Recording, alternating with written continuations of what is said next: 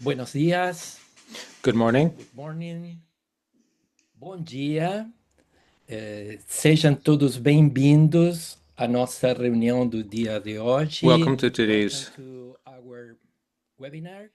And sean bienvenidos a esta reunión web en la que hablaremos de vacunas contra el virus sincicial respiratorio durante el embarazo. in which we're going to speak about Por respiratory favor, syncytial virus disease during presten pregnancy. atención.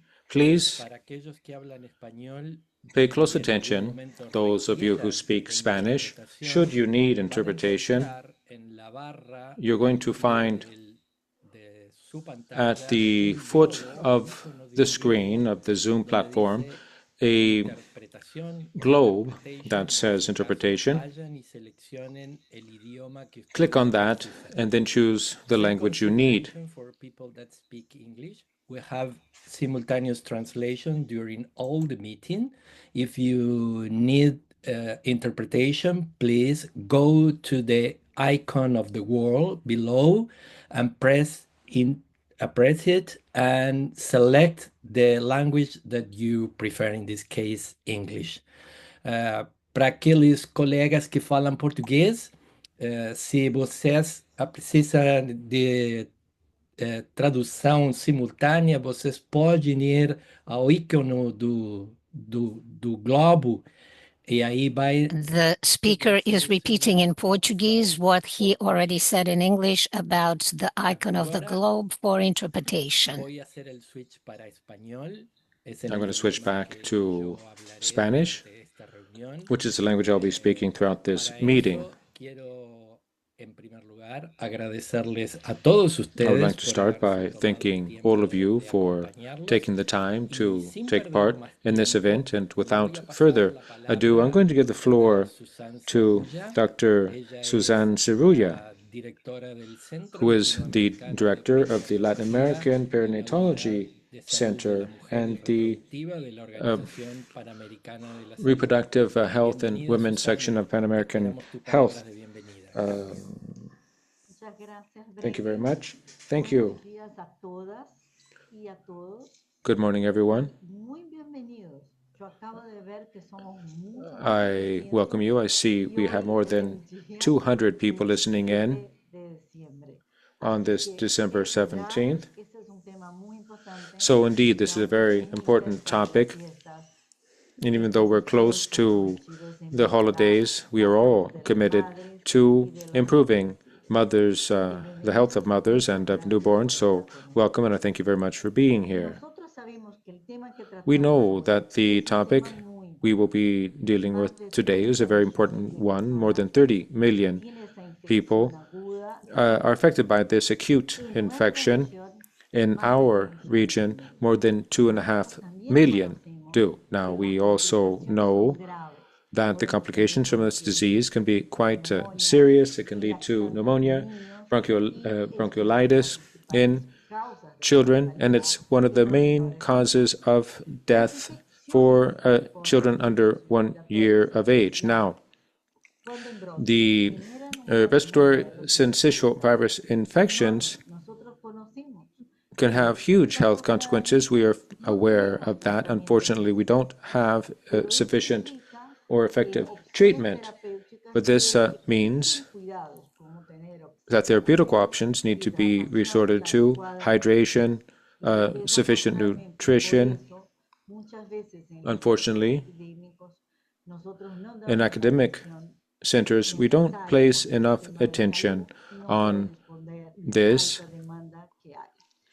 given the fact that the healthcare system sometimes can't meet the overwhelming demand placed on it. So low-income countries or with fewer resources, that is where we have 77% of the deaths related to this virus. That's why we find ourselves in a very important moment in which we can change this situation. We could do what we've done with rubeola or measles for countries to improve the addition to the vaccination schedule. this preventive strategy, this vaccine, because it holds out the hope of having a impact on bringing down child mortality and to reduce the cost of treatment. So today,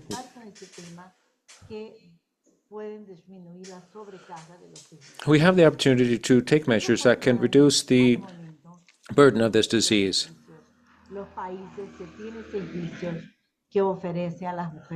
Now, not all countries, unfortunately, have make this service available. Now, unfortunately, sometimes health care teams and doctors don't recommend all of the vaccines that pregnant women should be taking. That's how important this is, because a pregnant woman can take a host of vaccines and should do so because this protects them and the risk to them is low. That's why today it's our pleasure to share with all of you the official recommendation of the Pan American Health Organization.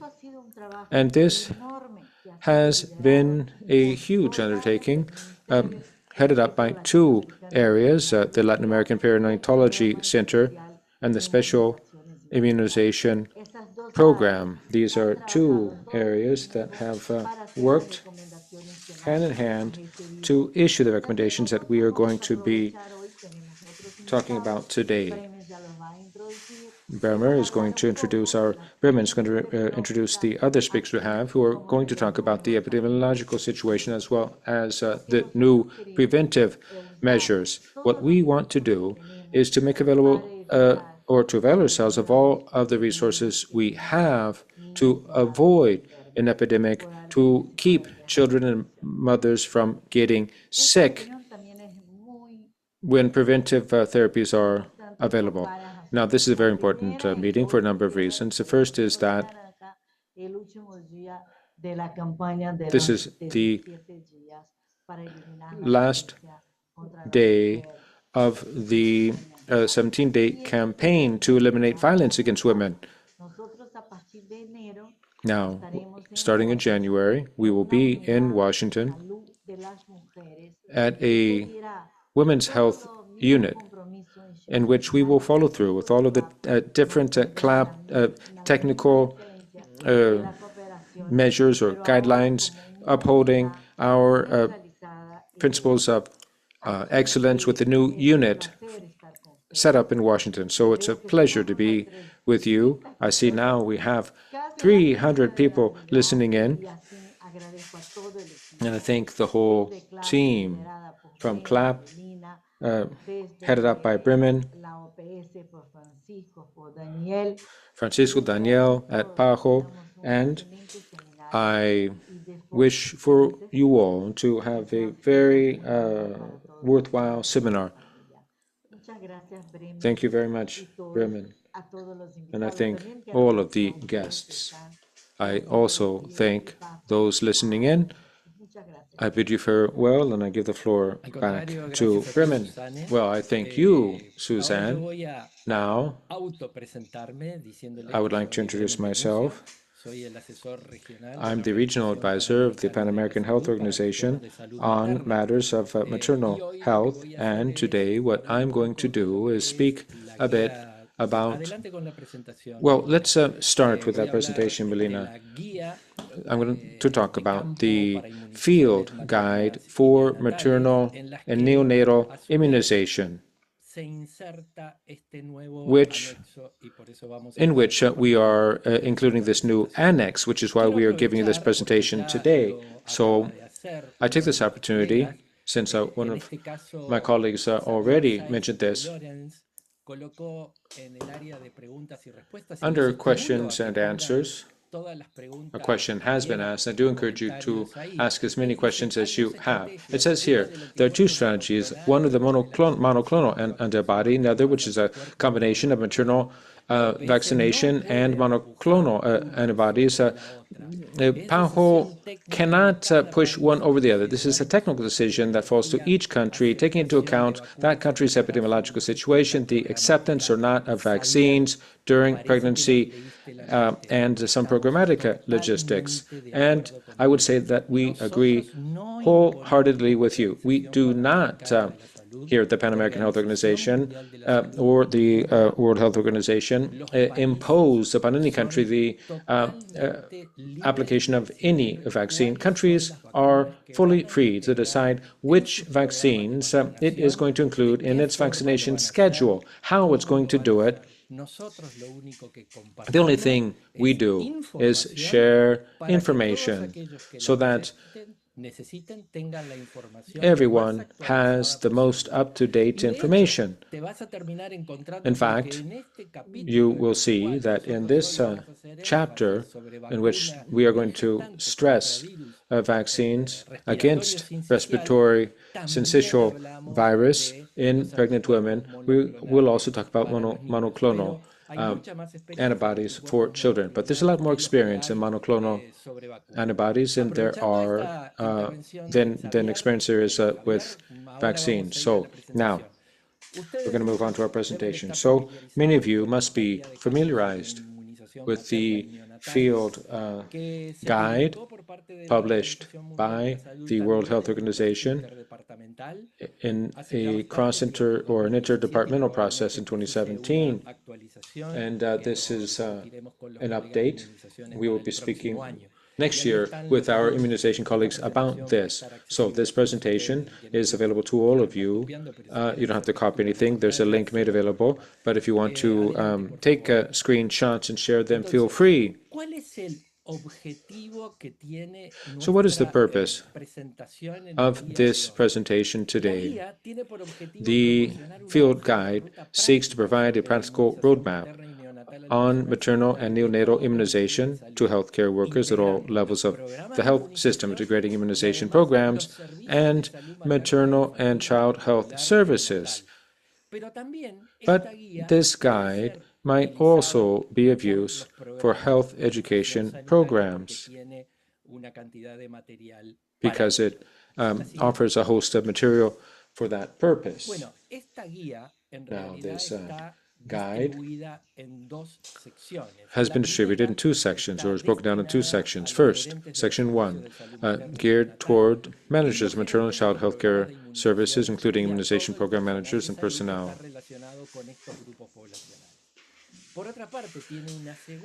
The second section is aimed at immunization program personnel working in maternal and child health, but also women of fertile age and also other media to whom we offer this information. Now, in this first section, what we have, on the one hand, we introduce maternal neonatal immunization. Generally speaking, we speak about the evolution that we have had over time in this area. An analysis is done of the strengths and weaknesses or opportunities and threats that maternal neonatal immunization offers, as well as other resources. But we also delve into the background and the rationale for maternal neonatal immunization, which we speak of morbidity and mortality, the prevention of morbidity and mortality of women in the region and worldwide, and those frameworks for specifically for maternal neonatal immunization. Now, within a separate chapter, we seek to promote the integration of programs and services to to avoid missing opportunities so that when a woman goes to services, that part of the regular host of services provided, that she also be given this service.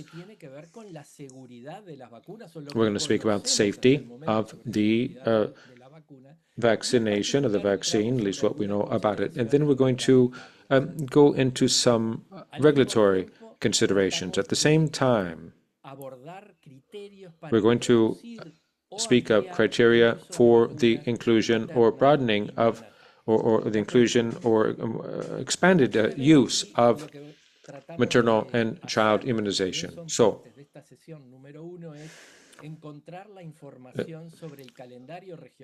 also to find information about the regular schedule of vaccination for women and children, which is made available by the WHO, but also each country, given its unique characteristics, will make its own choice. Sometimes you have a small country, maybe not so small country, perhaps Uruguay, as a case in point, or El Salvador, but you have other countries that are continent-wide in which the schedule, the calendar of vaccination has to be tweaked according to the reality in each country, and that's what countries are trying to do.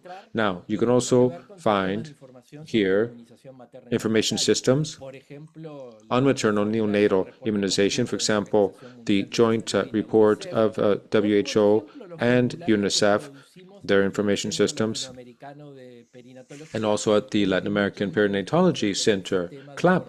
Many of you are familiar with that organization or department. Now, also social communication and vaccine acceptance, especially as regards maternal and neonatal vaccination, specifically, as well as evidence-based focuses to promote the acceptance of maternal and neonatal vaccinations. As I was saying, there's a second session. The section 2 addresses the background and the burden of morbidity related to different types of vaccines, the immunogenicity, and the specific calendars for application for each one of these vaccines or schedule of vaccination, and some success stories in some countries of Latin America and the Caribbean. As you can see, this annex that we are going to be talking about today is currently available in Spanish at this link that you see here on the screen. But after January 15th, the version in English will also be available. Next, please.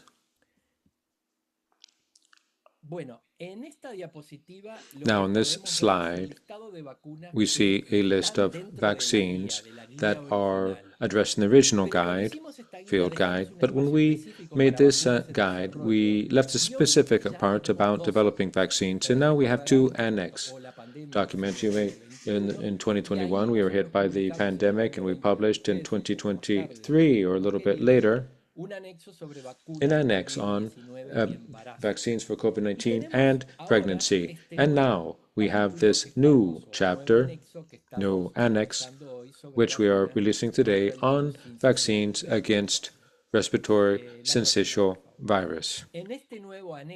In this new annex, we keep the original structure of the guide, and we offer special guidance on the use of maternal vaccine against syncytial virus to prevent the lower respiratory tract infections in pregnant women and newborns and children, as I said from the beginning, and I remind you that we are also including a complementary document about passive immunization of pregnant women using monoclonal antibodies, also available in this chapter. To conclude,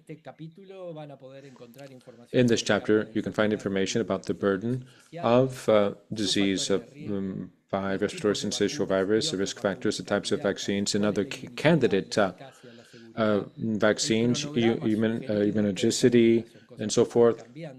You know that some of these elements are changing, some specific information about implementation, and we stress in this vaccine that it is quite novel because only 2 countries of Latin America and the Caribbean at this time are Muchísimas gracias por su vaccinating tiempo.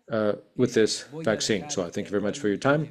I'm going presentador y a to now continuación lo que take off voy a my hacer hat as a presenter. es And what I'm invitar going a to mi do colega now is to Francisco invite my Nogareda. colleague, Francisco Francisco, que Nogareda, es el punto focal de Nogareda, who is the inmunizaciones para focal virus point of immunization for sincicial respiratory e syncytial influenza virus and en las influenza oficinas de la in the Organización offices of the Panamericana de Pan la American Salud Health en el Organization, cuartel central en Washington, D.C. headquartered in Washington. Adelante, Francisco. You have the floor, Francisco.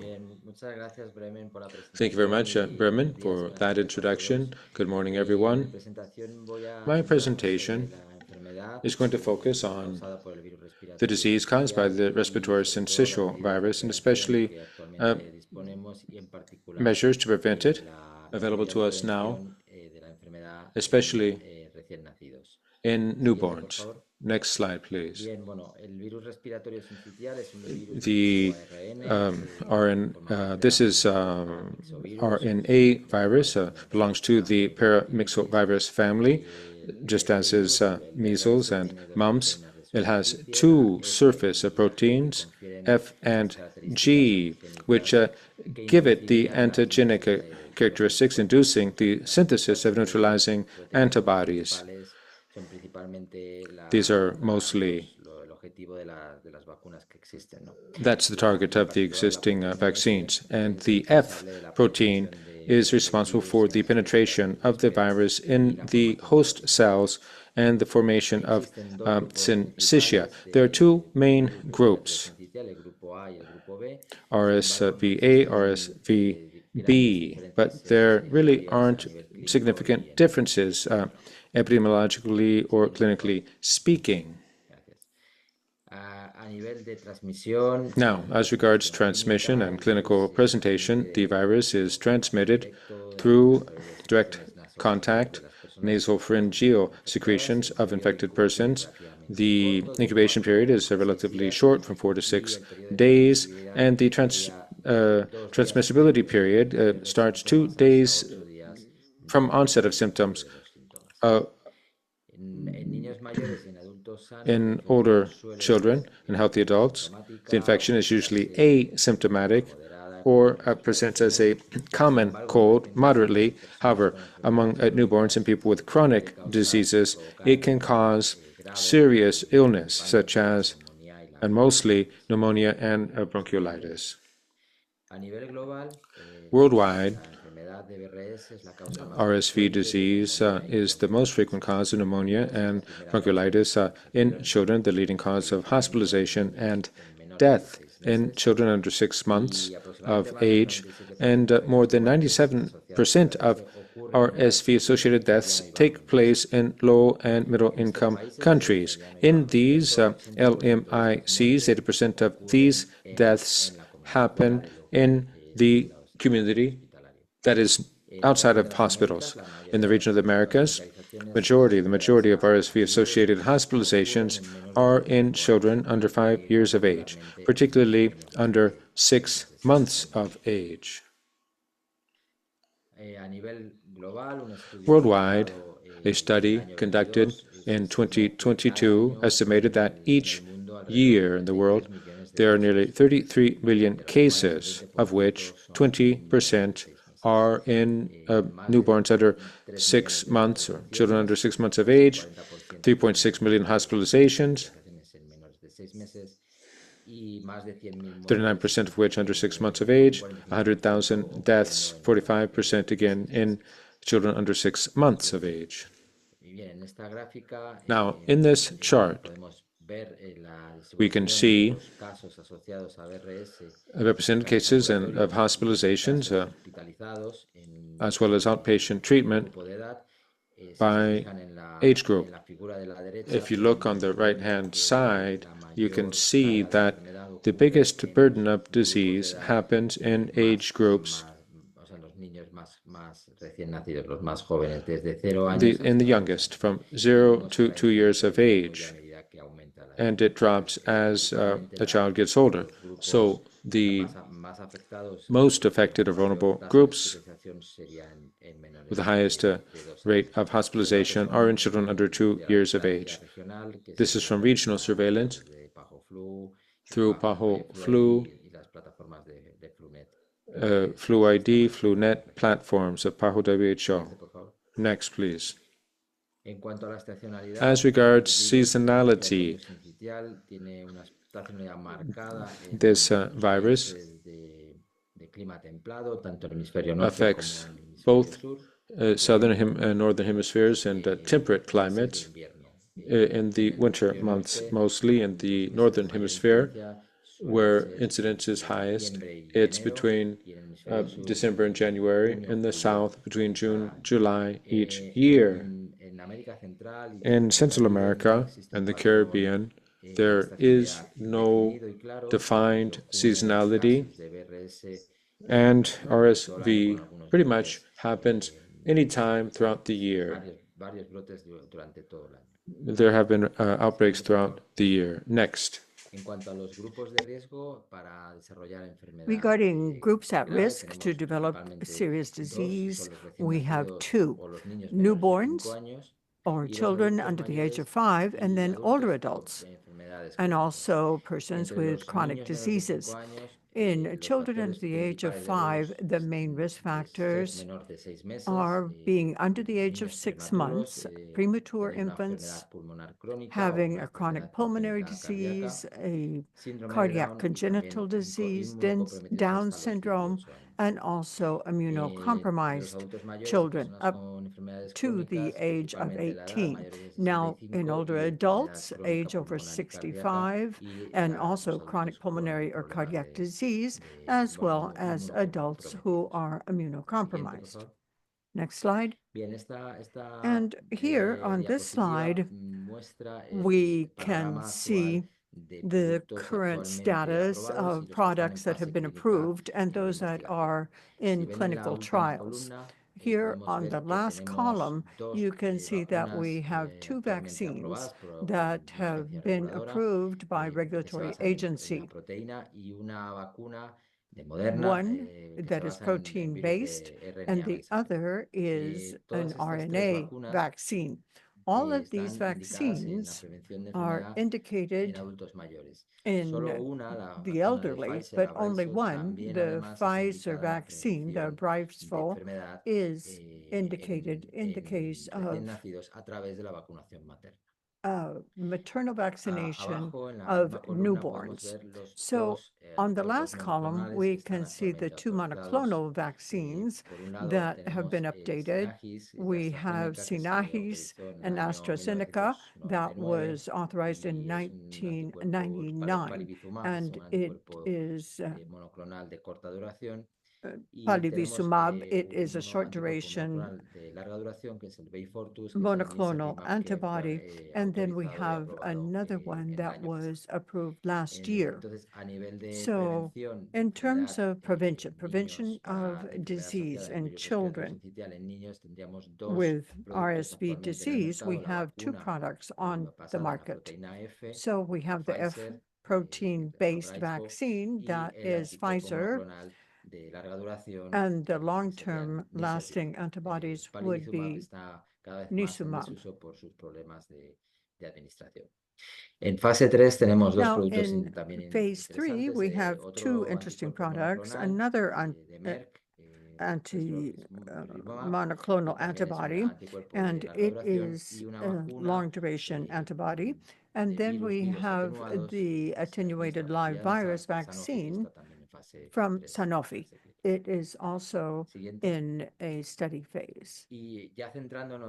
And now we can focus on the different products that aim at preventing RSV in infants. And as I said, basically these 2 products, the vaccine that is F protein-based and the long-lasting monoclonal antibody. The one that is based on perfusion is Bristol by Pfizer, and then we have Beyfortus, which is Sanofi and AstraZeneca. That doesn't mean that it's authorized in all countries for this use. There are some countries that have shortened or that call for administration at another point in the gestational weeks. So it's an inactivated bivalent vaccine. It contains antibodies for RSV A and B, and also the mechanism of action is a transplacental transfer. It is an intramuscular injection in the deltoid, and the revolving fund for vaccines of PAHO has been offering this vaccine as of this year. And in that way, countries can buy the vaccine through that route. Now, regarding nirsevimab, it is called Beyfortus and is produced by Sanofi AstraZeneca. And the application is in newborns or infants under the age of 1 or children up to the age of 24 if they have a high risk of developing the disease. It's a neutralizing antibody, which is long duration based on F protein prefusion for RSV, and it is administered at birth. It is a single dose, and the dose depends on the weight of the newborn, 50 milligrams for children under 5 kilos or 100 milligrams if they're over 5 kilograms. There is another dose, 200 milligrams for children in a second phase, and the strategic fund of PAHO is working on including this product in its catalog. Okay, then, as conclusions now, final messages, RSV is considered to be an important public health problem with a heavy disease burden in all age groups, but especially in children under the age of 6 months. At the current time, there are 2 products that were authorized just recently that have proven to be effective and safe in preventing RSV-related diseases, and both maternal vaccination as well as giving monoclonal antibodies confer protection to newborns during the first months of life. And that is exactly when these children are at the greatest risk of developing serious disease. The countries that consider use can also look at strategies combining the use of maternal vaccines as well as using monoclonal antibodies. And that is all that I have, Bremen. Once again, I turn the floor back to you. Quite to the contrary, thank you very much for this presentation. It really does allow us to focus on the products that we have to deal with respiratory syncytial virus infection in newborns or in infants. I'm sorry. Now, I said good morning when we started, but for some of you, it's good afternoon. But in this case, I'm going to be introducing you to our colleague, Danny Bacon, and it's really late for him. I think it is 5 p.m. in Geneva, so much later than it is here. Danny works with immunization, vaccines, and biologicals at the World Health Organization. He is headquartered in Geneva. So, Daniel, I really appreciate your being with us today, and the floor is yours. Thank you, Bremen, and welcome, everyone. Okay, I greet you from Switzerland. I will be talking about the maternal vaccine that Cesco just introduced you to, called Abrisvo, and I'll be focusing on the maternal vaccine indication, particularly efficacy and safety. Next slide, please.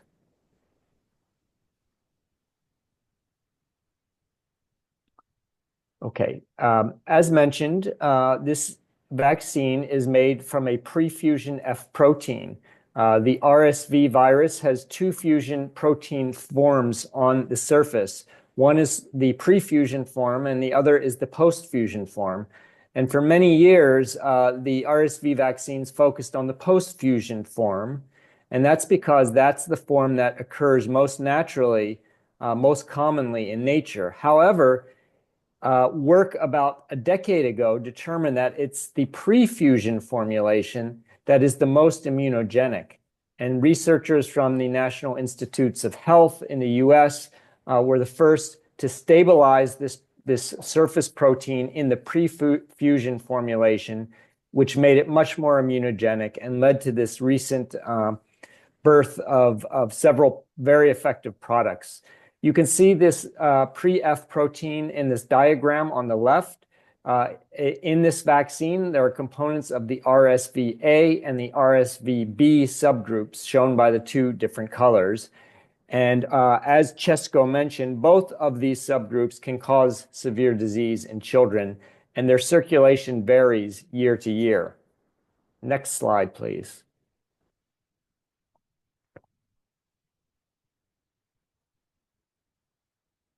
Next. Okay. So I'm going to tell you about the phase 3 clinical trial of Abrysvo. The study was called Matisse. The Matisse study took place in pregnant participants, 49 years and younger, and they were vaccinated between 24 and 36 weeks gestational age. The primary analysis for this study went from June of 2020 to September of 2022. I will remind you, if you've forgotten already, this was the height of the COVID pandemic, and that created several potential problems for this study, but they persevered and were able to finish. What I'll be presenting to you today is data from the final analysis, shown in green, that went through October of 2023. Next slide.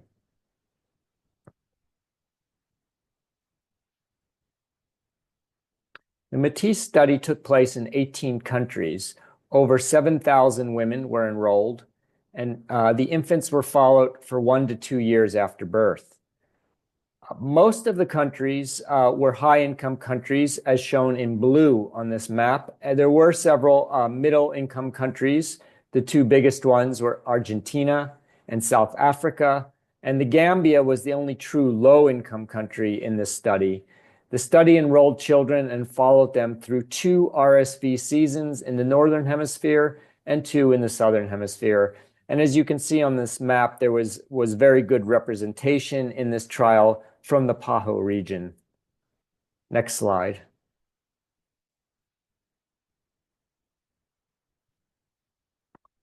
So let's look at the top line results of efficacy. There were 2 primary outcomes for this study. The first was RSV positive severe medically attended lower respiratory tract infection. And the second was a less severe RSV positive medically attended LRTI. So that could be outpatient or inpatient. Through 90 days for the severe outcome, the efficacy was 82%. And through 180 days after birth, the efficacy was 70%.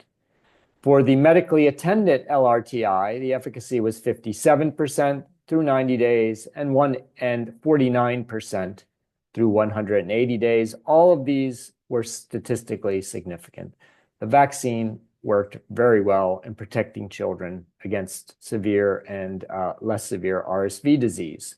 Next slide, please.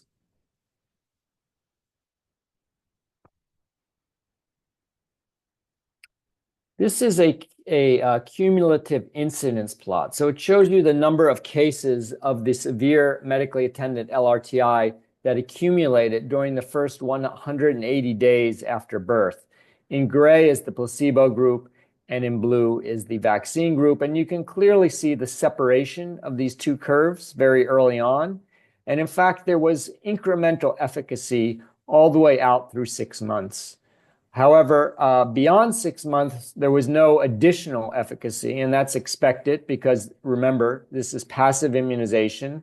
The baby's born with all the antibodies they will get, and then it wanes over time.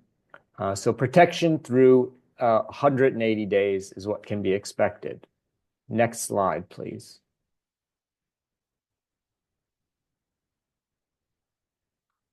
This shows you for the severe medically attended LRTI outcome through 90 days at the top and 180 days at the bottom that the efficacy appeared to be similar in high-income countries and in low and middle-income countries. Next slide, please.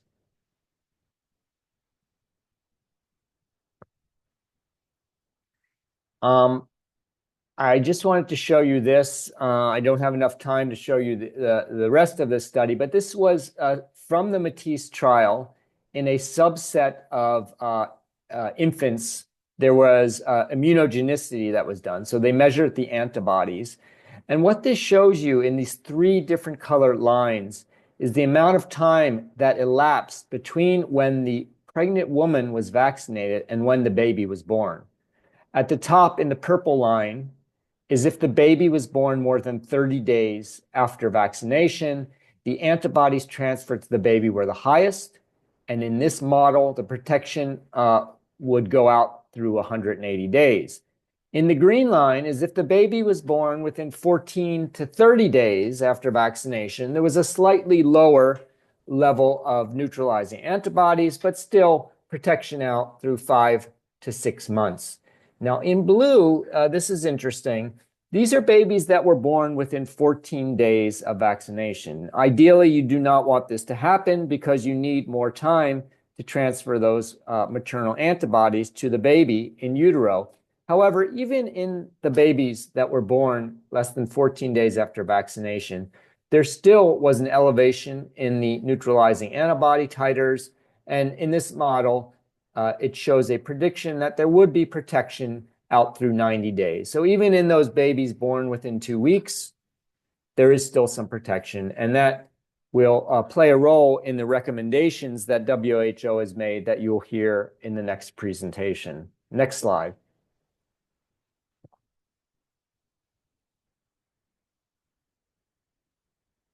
Okay, now I'm going to turn to safety. And I'm not going to show you a slide, but I'll tell you in the mothers, the vaccine had no increase in adverse events. And there was slightly increase in local reactogenicity with the vaccine compared to placebo, but was relatively safe and well tolerated in the mothers. Now, in the babies, it was also well tolerated, but I'm going to focus in on this one outcome that I'm sure you've heard about, which was that there was a increase in premature births, all premature births under 37 weeks. You can see in the graph on the left that it was 5.7% in the vaccine group and 4.7% in the placebo group. So 1% difference, overlapping confidence intervals, as you can see here.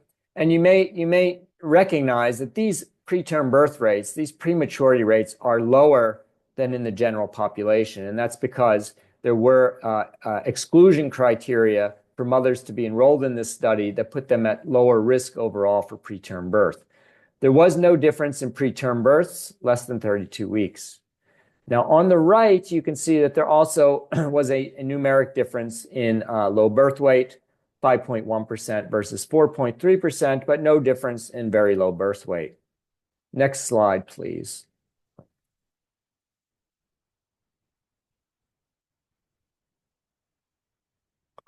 Okay, so overall, the relative risk for preterm births was 1.20 with confidence intervals from 0.98 to 1.46.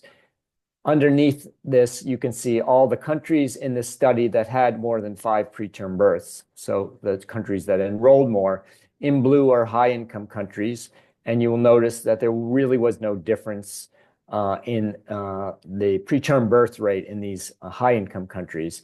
It was really most notable in 2 large middle-income countries, Argentina, and most notably at the bottom in South Africa, where the relative risk was 2. Next slide.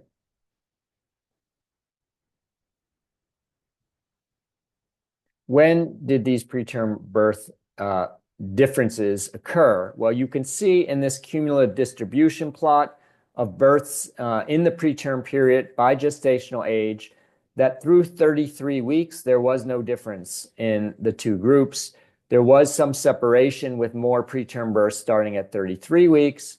However, I do want to point out that from 35 to 36 weeks, those curves come back together. And that's because in the 35th week, there were more preterm births in the placebo group. And again, they separated again with more preterm births in the vaccine group at 36 weeks.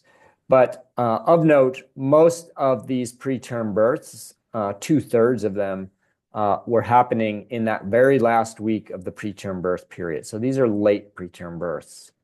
Next slide.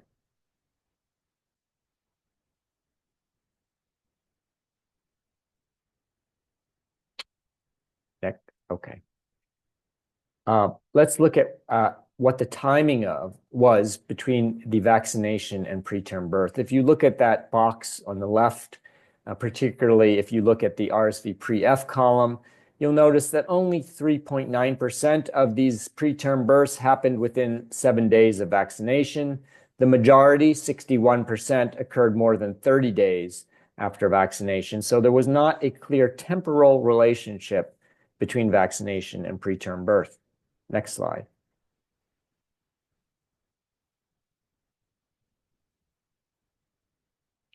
Looking at deaths in the trial, numerically, there were more deaths in the placebo group, 8 versus 4, not significant.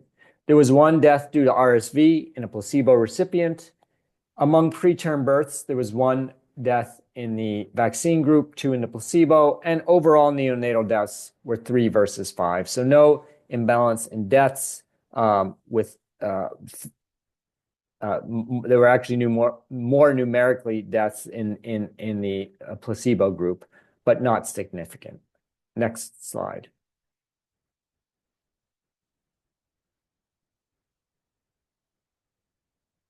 Okay, and I just do want to point out that there also was a numeric difference in some hypertensive disorders among pregnant persons. You can see these 3 arrows.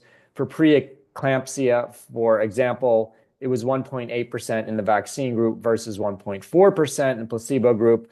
None of these were determined to be significant overall, but this is something to watch.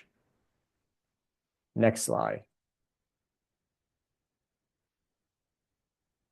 Okay, so now let's turn to the post-marketing data. As was mentioned in one of the earlier presentations, there were 2 countries in the world, both in the PAHO region, that introduced the maternal vaccine during the last RSV season. One was Argentina, one was the US. This is some data from the US that I'll be showing you. We have a presentation later from Argentina.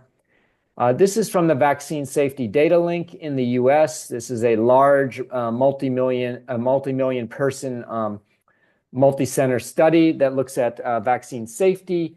And in the first season, the preterm birth rate was 4.1% among vaccinated women. In the US, they vaccinated at 32 to 36 weeks gestational age. The normal range of preterm birth is 3.1 to 6.1%. So 4.1% falls within that. They went a step further and did what's called a target trial emulation design. They matched women based on different characteristics and their propensity to be vaccinated. And they found a preterm birth rate of 4% in the vaccinated versus 4.5%. And the relative risk was 0.9. So they did not see, at least in the first season, an elevated risk of preterm birth among vaccinated women. In fact, it was slightly lower than among unvaccinated women, even after controlling for various potential confounders. Next slide.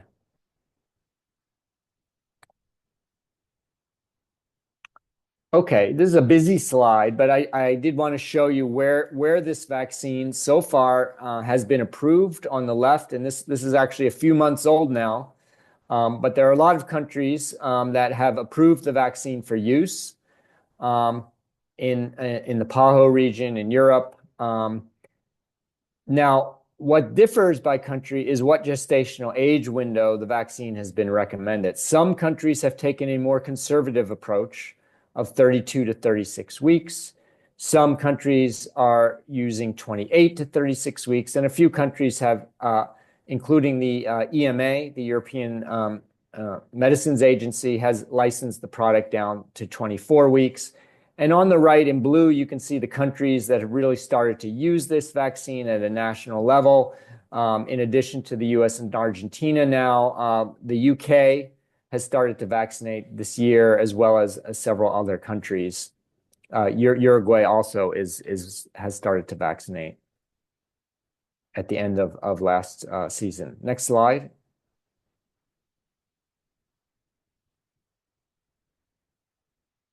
Okay, I think I'm skipping. I think Margarita is going to talk about the SAGE recommendations, if I'm not mistaken. So I will stop here, but I will be around for questions later. Thank you very much. Gracias.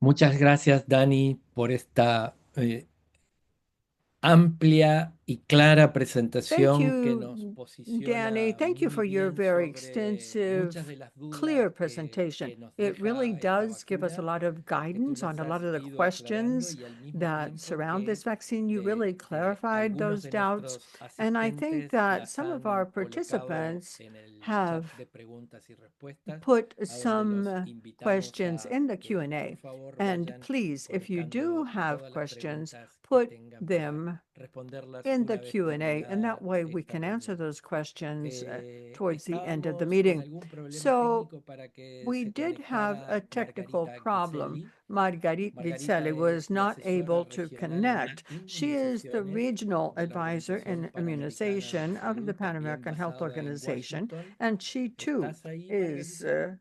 Estoy. Buenos días a in todos. Good morning. Washington. Are Nos you there, engañaste, Margarita? dice Mavi You Juárez, tricked entonces us. It pensamos que says Maggie estabas. Juarez, No, so I thought you weren't logré, there. al último minuto logré.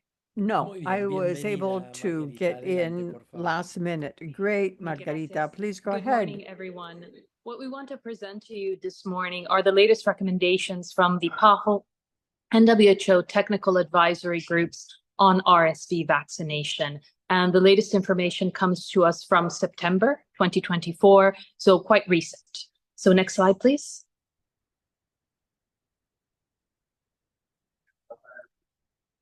So just to give you a brief outline of these presentations, we're going to talk about the people at highest risk of infectious and serious disease from RSV, a topic that certainly has been covered in previous presentations during this webinar, but to just specify why the recommendations of the PAHO tag and of the SAGE focus on these populations.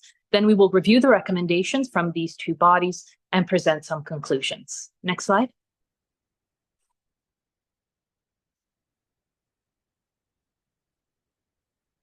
So the people at highest risk, as you have heard, are infants and young children between the ages of 0 and 5 years, with the highest propensity for severe disease among children younger than 6 months. Children who experience prematurity, chronic lung or heart disease, Down syndrome, or who are immunocompromised. Also, it is important to notice that older adults and adults with comorbidities also are greatly affected by this virus as well. And other risk factors include limited access to care and hospital capacity. So a disease that affects those who are most vulnerable, but also those who live in situations of vulnerability. Next slide.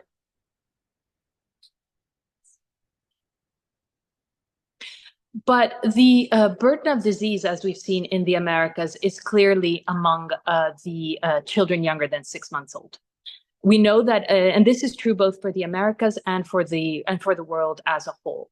Globally, RSV is the most common cause of pneumonia and bronchiolitis in infants, and it's the leading cause of hospitalization and deaths in the first 6 months of life.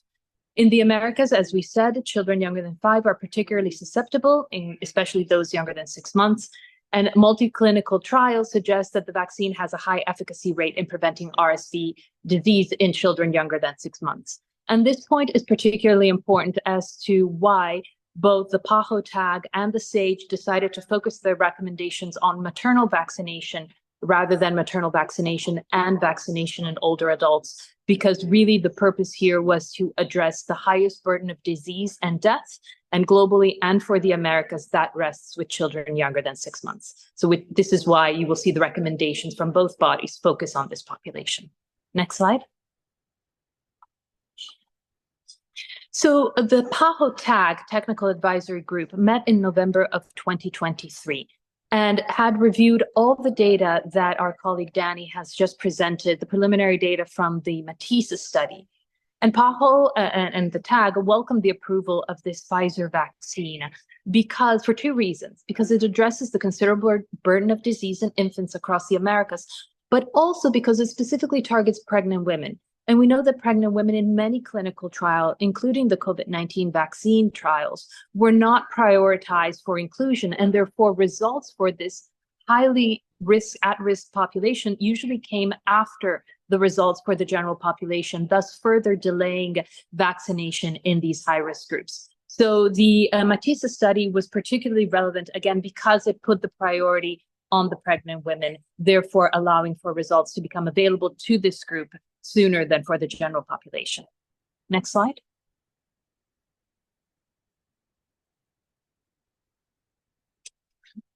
So for the Matisse study showed that this vaccine has a high efficacy rate. It collected information from over 7,000 women from 18 different countries. However, the TAG also noticed that these data were collected from upper and middle income countries and high income countries. So in the countries where the burden of disease is highest, we have no data. So this was a limitation of the study that the PAHO TAG noticed.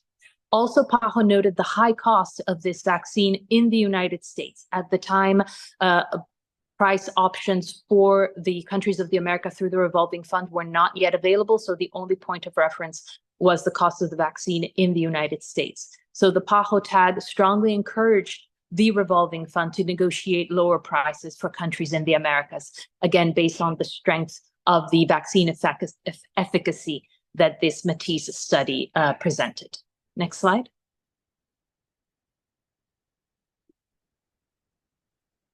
And in the end, the PAHO TAG did recommend maternal vaccination with this vaccine product in pregnant women from 32 to 36 weeks gestation to really minimize the risk of preterm birth.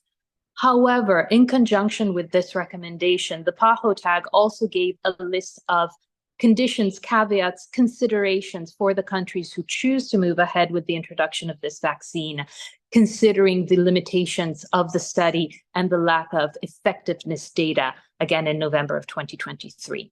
So first of all, the country who chooses to introduce this vaccine should take into consideration the country-specific RSV seasonality pattern. Also, there's a number of studies that should still be conducted because, again, we're missing information on effectiveness.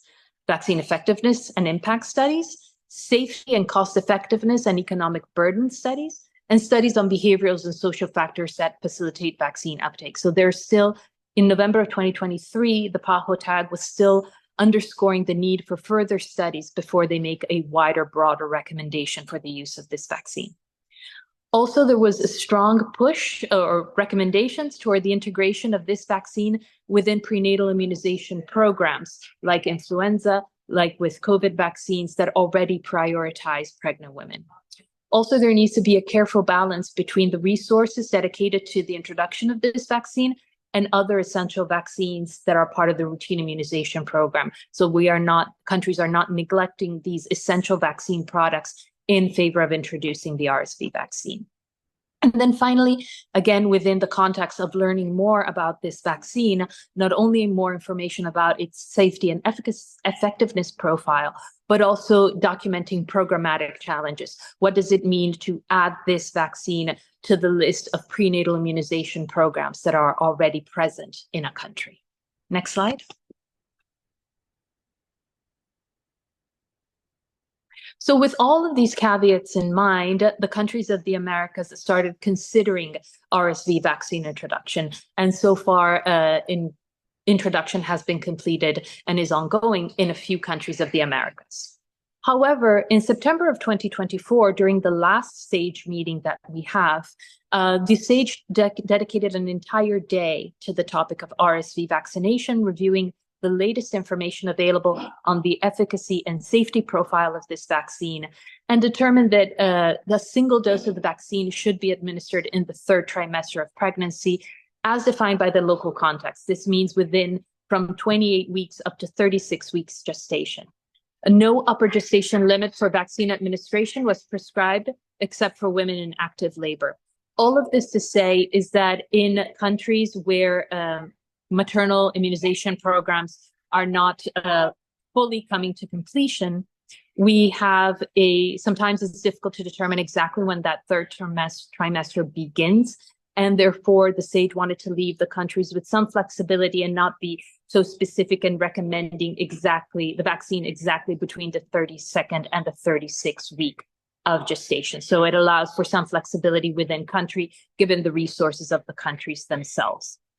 Also, vaccination is obviously not recommended during active labor or in the days preceding labor, because of course the vaccine needs to have time to generate antibodies and for those antibodies to pass through the placenta and provide protection to the baby, which is why this window of 28 up to 36 weeks gestation is what was being recommended.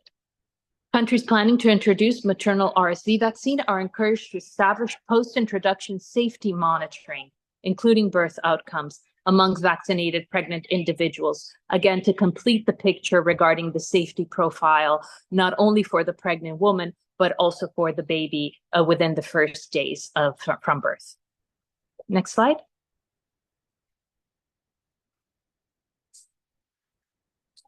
And then finally, some programmatic considerations, because again, this vaccine is being administered to a special population and high-risk population. So maternal RSV vaccine, according to the SAGE recommendations, should be administered at the routine antenatal care antigens. So it should be something that is offered during routine antenatal care visits at any healthcare contact or during outreach activities, meaning that this vaccine, in the country that decides to use and introduce this vaccine should be as widely available as possible so that all pregnant women have the opportunity to at least be offered this vaccine.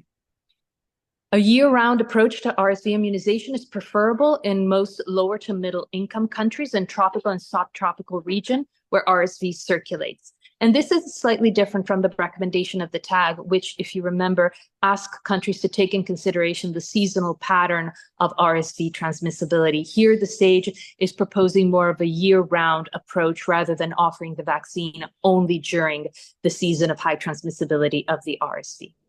And finally, co-administration with other vaccines during pregnancy is acceptable. And this means vaccination with the Tdap vaccine or against COVID-19 and influenza, again, to simplify the process of maternal immunization and not add additional programmatic barriers to persons who are willing to receive this vaccine. Next slide.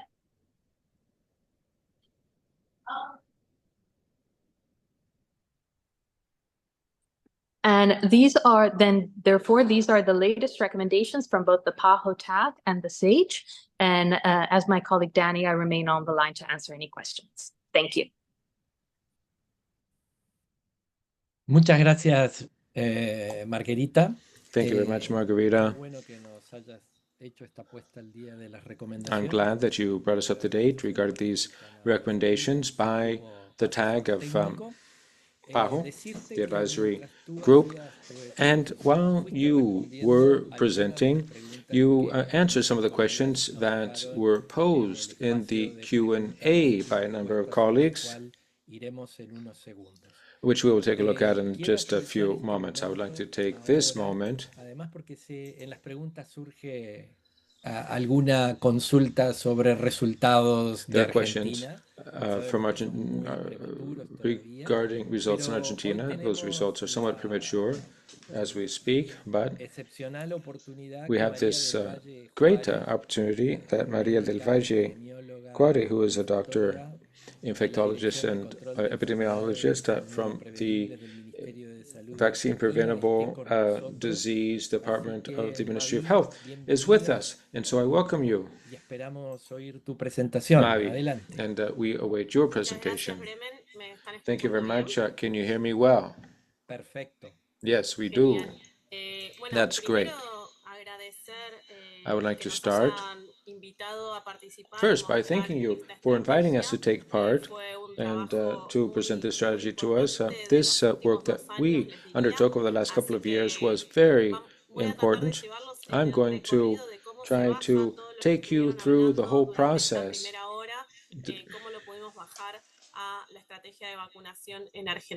and how we arrived at this vaccination strategy currently applied in Argentina. Now, This presentation seeks to show you how the decision was made in the country, how we implemented the strategy, and how we currently deal with the challenges we are facing. Now,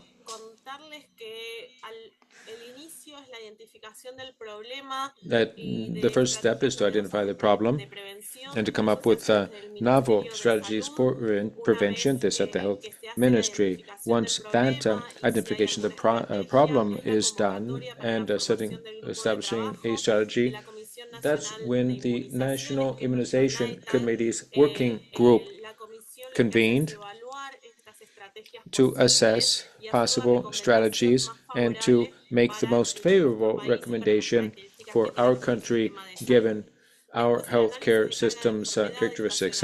After taking a look at all of the different information available to us, seasonality, available strategies, safety and efficacy, the working group ultimately presented to the Immunization Council its recommendation. And in this case, the Federal Council of Health and the Federal Health Council is the meeting of the 24 health ministries of the different jurisdictions of our country. That was when we decided to include this vaccination into the vaccination schedule.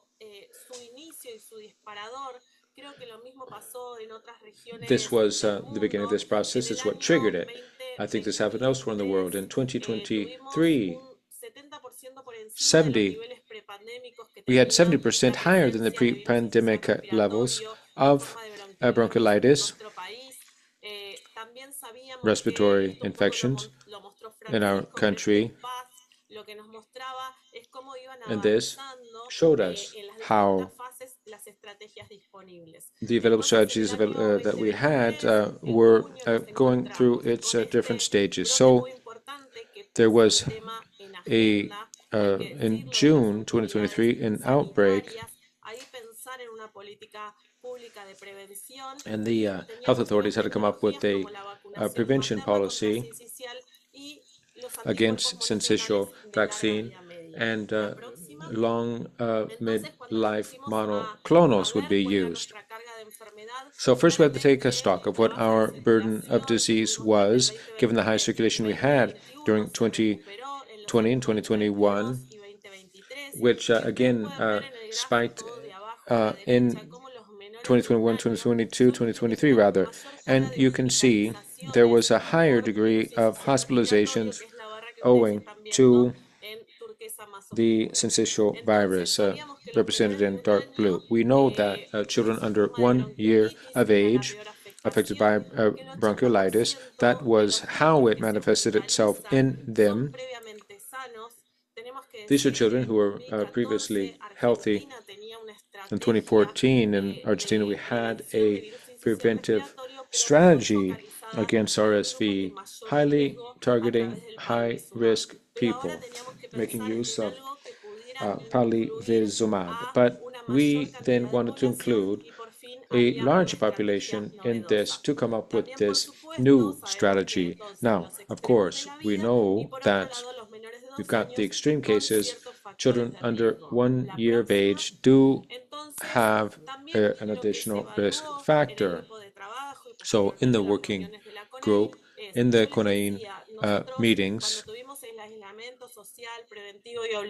we had our guidelines for COVID, social distancing, and so forth. And of course, that led to a slowdown in the circulation of other seasonal viruses. But during 2021, we saw a lower child mortality rate, the lowest, in fact, throughout our history. And when the first analyses were undertaken, what we saw was that there was a 64% drop in respiratory disease mortality. So when the circulation, the burden of RSV in that age group, there was clearly an impact on the level of child mortality, bringing it down. So we can't help but think that this strategy has to be applied according to principles of equity. There for children under 6 months of age, we see that that age is a factor associated with the hospital deaths. And these, even among children that had no mortality when they were born. Now we could look at the factors associated to mortality rates in one's home. These are children that were not taken to an emergency room or received any type of urgent care.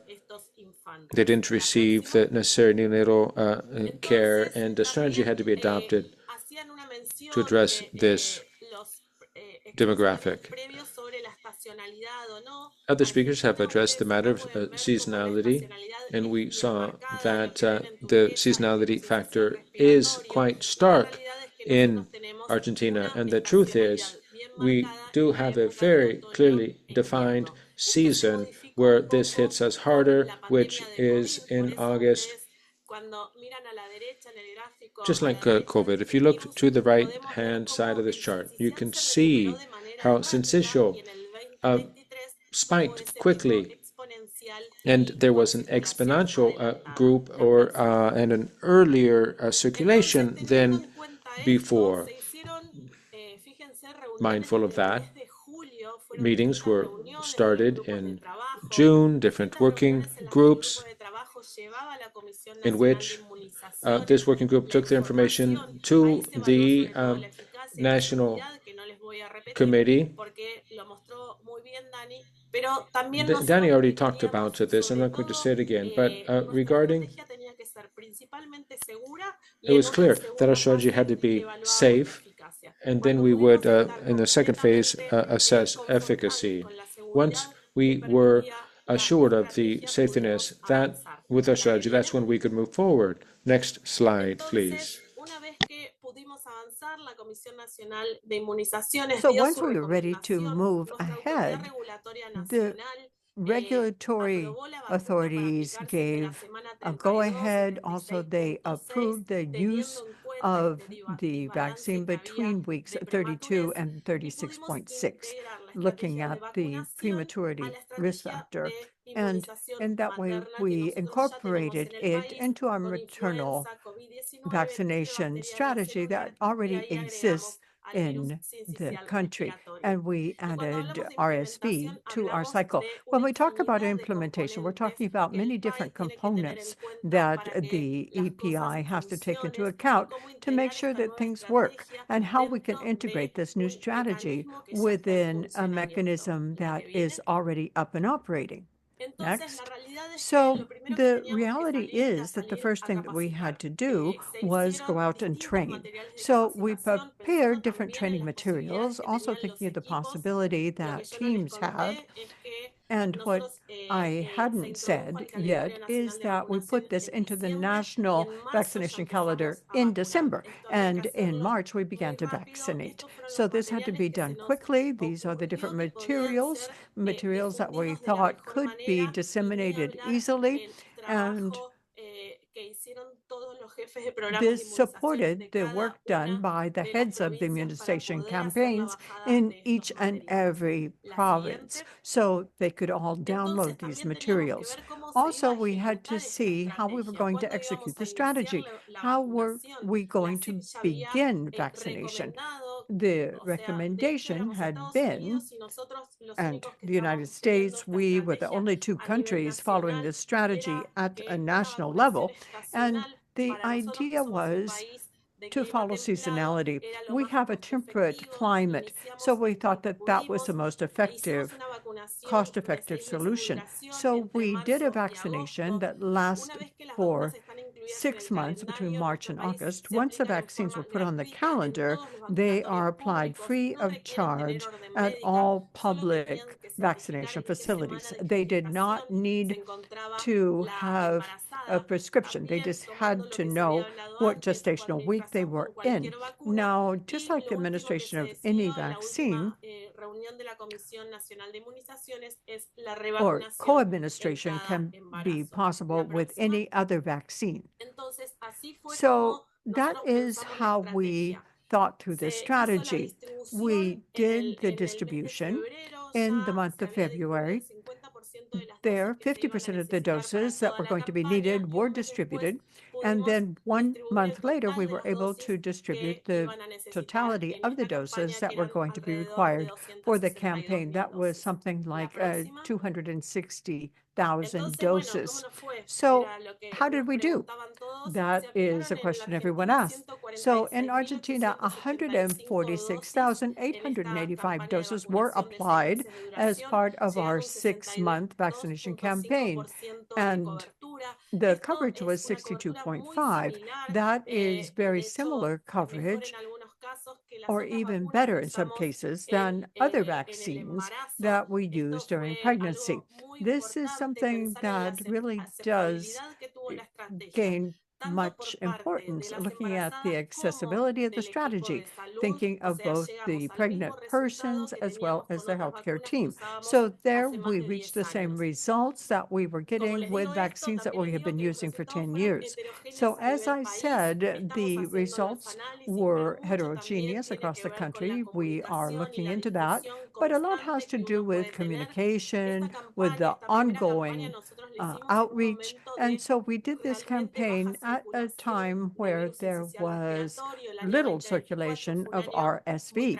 2024 was actually a very quiet year. And the truth is, there was not all that much coverage in the press regarding this disease. Next. But what I did want to share with you is look at the details, what you have here on the screen going from week 1 to 26 of the vaccination campaign. How week 1, where we had the scientific societies communicating, but you can see that we went all the way up to 94% of coverage. And then for the first year, we're really proud of the results that we obtained. So today we're talking about this annex, the annex to the vaccine safety manual. For us, vaccine safety is of tremendous importance. We have a big team that's part of the national team. Also, we have strong support from the vaccine safety group, that's CONASEVA, and they are made up of experts. They are the experts that decide on the different classifications using all of the information that's available, and also working with people, many experts that take part and do an assessment of each of these notifications. We have a notification system that is national in scope. Anyone on the health that is part of the health system can report an ASABI, and the truth is there was a notification of 158. They were classified as serious. And here you can see that the most important thing, or the most frequent thing, was programmatic errors. And they were outside the gestational age approved. In other words, less than 32 and more than 37 weeks. That was our major challenge. And here on this next slide, the truth is we also had, and these are things associated with allergic reactions, localized inflammation, et cetera, et cetera. But and yes, we're focusing on premature births, hypertension in the mother, etc. So you can see of the 154 serious ASABIs, that was the breakdown. But what I want to do is share with you the fact that there was 54 premature births reported. And if we apply that to the whole population vaccinated, it was 0.03%. So here, this is reporting as passive surveillance. That doesn't mean that the vaccine protected against prematurity. It's that we were using a safety window between 32 and 36.8 weeks. And we have between 9.5 and 10% of prematurity in Argentina, usually. But what we did see is that there was no safety signal. The incidence of prematurity did not go up. The average of days after vaccination was 10.9 days. Now, here on the next slide, I describe what is the path forward. As I said, our main objective is to consolidate the strategy, to think about implementation of having safety surveillance, have a sentinel surveillance center for ARIs, measuring the effectiveness in that first year of implementation. That is something we will be presenting first to the country. And after we do that, I hope that we will be able to share that information with you. We'll be looking at effectiveness, studies on acceptability, defining the moment to start the program, etc. So when we look at acceptability, here also this is in collaboration. And here I wanted to thank both the national and the regional office of PAHO for all of their support. They supported us during the entire process, during planning, during implementation of the strategy, and we're working on this study in different jurisdictions of the country to look at acceptance or hesitancy. In this case, this is a study that was done on COVID and RSV. So the surveys have been done, and we are now beginning to analyze the results. So we hope that soon we will be able to share this information with you. And as I was saying, a challenge for the seasonal vaccination program, we in 2024 started in March. And that was as soon as we could start the process. This year, we're going to begin in January. And by beginning in January, the truth is we will have more months of protection during the season for children under the age of 6 months. And we still have the populations that we didn't reach with maternal vaccination. I told you that we began to vaccinate after the 32nd weeks of life. Sometimes we have to look at the second season, and then look at the children with less than 2 weeks of interval between vaccination and birth. And so now we are combining our strategy between maternal vaccination and monoclonal antibodies. And I think that that was my last slide. This is just to show you a summary. This is what we have been discussing during these last few minutes. So thank you very much. Thank you, Mavi. La verdad que The ha truth sido muy is, prolífica toda esta reunión. we've covered a lot of ground in our meeting. We have been answering some questions in the Q&A. We have answered 14, but we still have 18 that haven't been answered. And we only have about 5 minutes left in our meeting. Or am I wrong, Francesco? No, no, así es. Francisco, am I No sé wrong? si No, you're quieres right.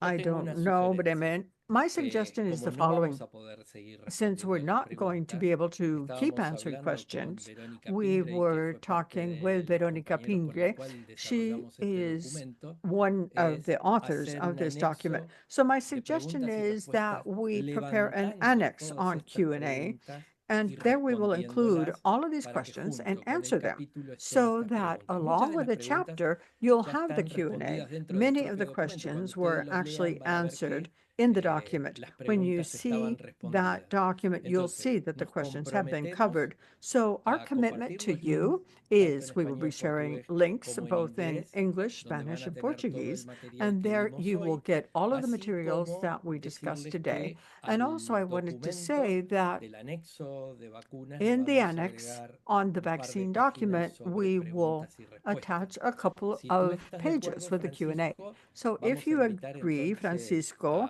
a we Marta can call Velandia, on nuestra Marta colega, Velandia, who para is our que colleague, and formalmente Marta in that way ella can a cargo del cierre de la reunión como give asesora us regional en some inmunizaciones, closing también basada words. en She Washington, is nos an dé su advisor on palabra de immunization. Also, cierre she's y based in complementar Washington, D.C. que So we algunos could call on colegas her han for hecho some comentarios muy concluding valiosos remarks. And que also, I también want to los say that vamos a some poner colleagues en have esas made some dos very páginas valuable de comments, and preguntas we y will put respuestas. those into the Si no tenés ningún question comentario and más, le answer damos la pages. palabra Now, a if there are Marta no para further que comments, cierre I la reunión recognize de la Marta forma que ella for lo her considere to apropiado. close the Carmen. meeting as she considers Bueno, appropriate. muchísimas Thank gracias you. a todos Well, ustedes, first of a all, todos los thank you participantes por all. I thank acompañarnos. all the participants for Tenemos having been with us. We have 345 personas con 345 nosotros, people entonces with pues us. muy So contentos we're de tremendously happy de tenerlos a todos to ustedes aquí. see this Em, good Creo turnout, to que have esta you all sesión ha with us. sido, como ellos So lo han this dicho, session muy nutritiva para todos. Creo que todos has hemos fed us a lot of visto information. I desde think that nuestra we guía de have campo sobre la looked at inmunización our materna y field neonatal y guide ahora con este nuevo on componente maternal en el cual me immunization. Now parece que we're se hace looking at muchísimo this new énfasis y también component. lo hizo la colega So, de Argentina and this is en something la that was done by a importancia colleague in de la Argentina. integración. This has Los programas de emphasized how important inmunizaciones integration cada vez is. Immunization tenemos nuevas y más programs vacunas. Entonces, have to obviamente, el incorporate more and pensar more en vaccines. So obviously we need integrar to las think diferentes about vacunas por how to integrate estrategias, the pues different obviamente es la mejor vaccines manera de llegar a within our todos. strategy, and that is Agradecerle the best way muchísimo to a proceed. Chesco y a So I Dani wanted to thank por toda la Chesco, información Dani, sobre el for virus all of sincitial their respiratorio, information sobre on todas RSV, las medidas de on prevención, sobre la all of eficacia, sobre the la seguridad prevention y por mechanisms, supuesto efficacy, a Margarita safety. que nos And also I llevó want to thank a Margarita. reconocer las Margarita recomendaciones tanto de shared with us nuestro grupo recommendations técnico asesor, from our hoy technical grupo advisory estratégico group asesor, como and las del also SAGE de la the OMS strategic y la advisory que nos group, las puso al día. and Y por also supuesto que brought us agradecer up to date on the inmensamente a la colega de recommendations of Argentina WHO. por I want esa to thank our muy colleague from rica Argentina for experiencia that que en very este rich momento experience estamos teniendo, that que están teniendo.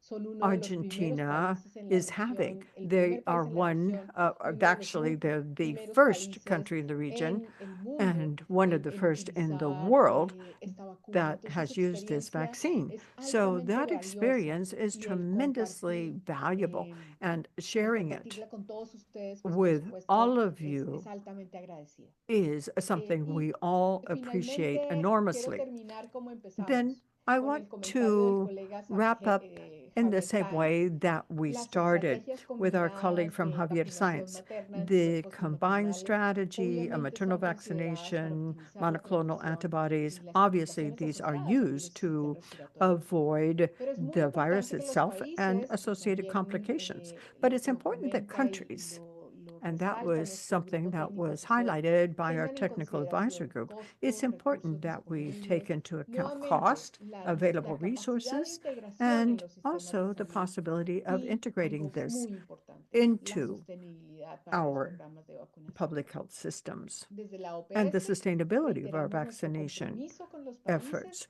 So para here in PAHO, acompañarlos, we para seguir aprendiendo de reaffirm our Argentina y commitment to the poder countries llevar to esta move ahead, to experiencia learn from a Argentina, otros to países apply con el this experience objetivo in other clave countries too, de with reducir the morbilidad, key mortalidad aim y of ser nacidos y reducing mayores de morbidity and 4 meses. mortality. Gracias nuevamente So a nuestros once again, panelistas, I pero a thank todos our ustedes panelists por estar and con I thank all of nosotros, you for being por with esta us participación tan today. activa, And toda thank esta you for cantidad de preguntas having que tuvimos been y que como muy bien lo such dice active Bremen, participants. We got a vamos lot of a questions. responder And a su as debido was tiempo just said, we con este definitely will anexo al be anexo de answering todas these las questions. There preguntas y will be an comentarios. annex to the annex, and we will Realmente answer los the invitamos questions and the a que comments. So juntos once again, sigamos I trabajando hope that we en will esta be prioridad able to en continue salud to work pública. together on this Muchísimas public health gracias y priority. buena So tarde para thank todos you very ustedes. much. Enjoy your Muy amables por afternoon, participar. and thank Hasta luego. you for joining us. Thank you.